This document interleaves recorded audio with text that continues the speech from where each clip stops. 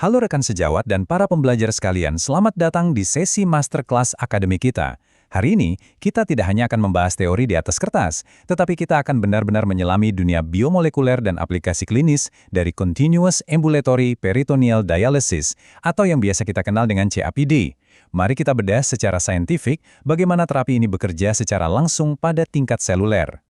Untuk sesi kali ini, silabus kita cukup padat dan sistematis. Kita akan memulai perjalanan dari skala mikro ke makro, yakni dari anatomi dan fisiologi, kinetika dan tata laksana, evaluasi adekuasi, hingga membahas komplikasi klinis, degradasi biomolekuler, dan akhirnya menutup dengan inovasi masa depan di bidang ini. Memasuki bagian pertama, anatomi dan fisiologi membran peritoneal. Sebagai praktisi, langkah pertama kita adalah mengubah paradigma dasar kita. Peritoneum ini bukanlah sekedar selaput pasif pembungkus organ intraabdomen. Secara fungsional, ia adalah sebuah organ dialisis yang luar biasa dinamis secara biologis. Coba Anda perhatikan angka ini. 850 juta. Ini adalah estimasi populasi global yang menderita penyakit ginjal menurut data Organisasi Kesehatan Dunia. Skala urgensinya sangat masif. Dan ketika laju filtrasi glomerulus seorang pasien sudah anjlok hingga di bawah angka 15, terapi pengganti ginjal bukan lagi sebuah opsi pendukung, melainkan sebuah keharusan absolut untuk menjaga homeostasis. Nah, disinilah CAPD mengambil peran krusial. Konsep dari CAPD ini sangat menarik karena ia sangat kontras dengan hemodialisis standar. Hemodialisis konvensional sifatnya intermiten dan jujur saja cukup agresif dalam membebani sistem kardiovaskuler. Sebaliknya, CAPD pendekatannya jauh lebih elegan. Ia bekerja secara kontinu, 24 jam penuh di rumah pasien, secara perlahan meniru cara kerja fisiologis ginjal asli kita dalam menyaring sisa metabolisme. Lalu, bagaimana persisnya selaput ini bisa menyaring darah? Disinilah model 3 pori dari RIPI bekerja. Bayangkan, kapiler peritoneum kita memiliki 3 gerbang. Ada pori besar untuk makromolekul dan pori kecil untuk difusi ureum serta kreatinin. Tapi bintang utamanya adalah pori ultra kecil yang secara molekuler adalah protein aquaporin 1. Pori ini sangat eksklusif. Ukurannya tidak sampai 0,8 nanometer dan hanya mengizinkan air murni untuk lewat melalui proses ultrafiltrasi osmotik. Selanjutnya, mari kita masuk ke bagian kedua, kinetika dan tata laksana klinis CAPD. Setelah kita paham struktur mikroskopisnya, kita akan melihat bagaimana prinsip fisika ini diaplikasikan pada pasien kita sehari-hari.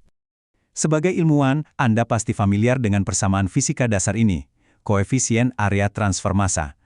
Inti dari persamaan ini sederhana. Kecepatan perpindahan zat itu sangat bergantung pada luas permukaan membran dan gradien konsentrasi antara plasma darah dan cairan dialisat.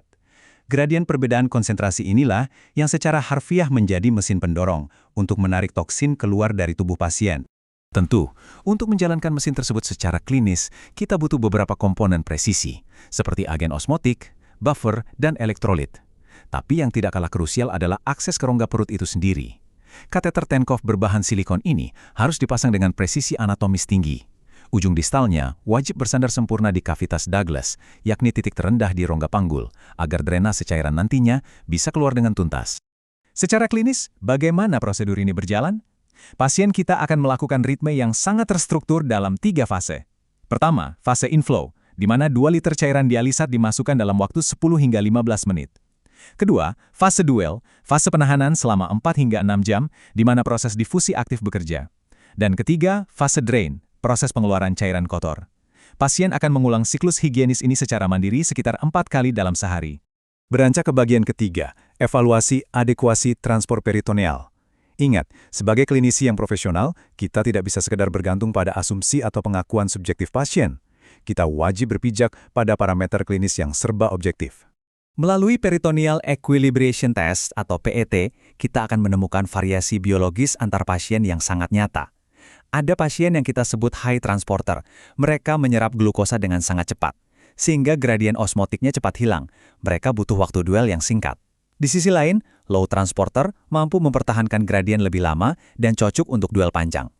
Fakta logis ini membuktikan bahwa resep CAPD itu bagaikan sidik jari, harus sangat spesifik dan diindividualisasi. Dan untuk memastikan pasien kita aman, kita mengacu pada standar emas dari panduan KDOQ yang menetapkan target KT per V urea mingguan minimal 1,7. Angka ini bukan sekedar target ideal di atas kertas, melainkan sebuah keharusan matematis untuk mencegah uremia dan memastikan kelangsungan hidup pasien kita. Bagian keempat, komplikasi infeksius dan mekanis. Kita harus selalu bersikap realistis. Setiap efisiensi medis pasti membawa risiko. Mengekspos rongga perut yang asalnya steril dengan literan cairan secara konstan setiap hari tentu mengundang bahaya. Inilah yang sering kita sebut sebagai tumit Achilles dari CAPD, peritonitis.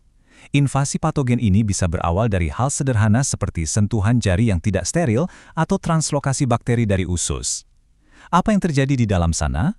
Makrofag di peritoneum mendeteksi ancaman ini via toll-like receptors yang secara instan memicu alarm biomolekuler berupa badai sitokin lokal masif. Peradangan akut inilah yang paling sering menjadi penyebab gagalnya metode CAPD pada pasien. Kita tiba di bagian kelima, degradasi biomolekuler dari membran. Ini adalah ranah patologi yang mungkin paling kompleks dan krusial untuk kita pahami bersama. Mari kita renungkan pertanyaan kritis ini secara bersama-sama. Mengapa setelah bertahun-tahun menjalani terapi dengan baik, membran peritoneum pasien ini perlahan mulai kehilangan kemampuannya untuk menarik air dan membuang racun? Apa yang sebenarnya terjadi di level mikroskopis sel? Jawaban saintifiknya ada pada fenomena mutasi yang disebut epithelial to mesenchymal transition atau EMT. Akibat terus-menerus direndam dalam cairan dialisat yang asidik dan tidak fisiologis, sel-sel pelindung mesotelial kita mengalami stres kronis. Penanda epitelnya merosot, dan sel-sel ini secara harfiah bermutasi menjadi sel yang menyerupai fibroblas. Arsitektur membran hancur tergantikan oleh kolagen berlebih dan pembuluh darah baru, merusak secara permanen gradien osmotik yang selama ini melindungi pasien. Apabila proses inflamasi dan mutasi sel ini berlanjut, kita akan berhadapan dengan komplikasi stadium akhir yang mengerikan, encapsulating peritoneal sclerosis. Bayangkan, selaput peritoneum bermutasi menjadi jaringan parut fibrosa yang sangat tebal dan keras, secara harfiah mengurung dan mencekik usus pasien. Ini menyebabkan malnutrisi dan obstruksi yang fatal. Tentu saja, mencegah pasien kita mencapai titik ini adalah prioritas klinis absolut kita. Namun demikian, sains tidak pernah menyerah pada patologi. Memasuki bagian ke-6, inovasi masa depan dalam CAPD, kita akan melihat bagaimana komunitas ilmiah secara aktif melawan balik kerusakan ini. Fokus utama inovasi saat ini adalah aspek perlindungan. Kita mulai mengadopsi cairan dialisat biokompatibel dengan pH yang jauh lebih fisiologis. Penggunaan icodextrin sebagai agen osmotik alternatif telah memberikan hasil yang luar biasa bagi pasien high transporter. Dan yang sangat menjanjikan ke depan, para peneliti sedang menguji target farmakologis langsung ke dalam rongga perut, seperti penggunaan inhibitor SGLT2, serta suplementasi sitoproteksi alanil glutamin untuk mempertahankan arsitektur seluler. Sebagai konklusi dari materi kita hari ini, kutipan ini merangkum dengan sempurna pergeseran paradigma vital dalam nefrologi modern. CAPD bukanlah sekedar sebuah filter pasif yang statis. Kita sedang berhadapan dengan ekosistem organobiologis seluler yang sangat rumit, hidup, dan dinamis yang menuntut pemahaman dan intervensi saintifik terbaik kita. Sebuah pertanyaan besar yang patut kita renungkan sebagai penutup, akankah inovasi-inovasi biokompatibel di masa depan mampu sepenuhnya meniru kesempurnaan fisiologis ginjal asli ciptaan Tuhan di dalam tubuh pasien? Riset kitalah yang akan menjawabnya kelak. Nah, sejawat sekalian, silakan subscribe channel ini, Ruang Dosen, bila senang dengan video seperti ini. Aktifkan lonceng untuk mendapatkan notifikasi bila ada video terbaru, klik like dan share video ini jika dirasa bermanfaat untuk menyebarkan ilmu pengetahuan ke orang lain. Terima kasih atas atensinya, dan sampai jumpa di kelas akademik berikutnya.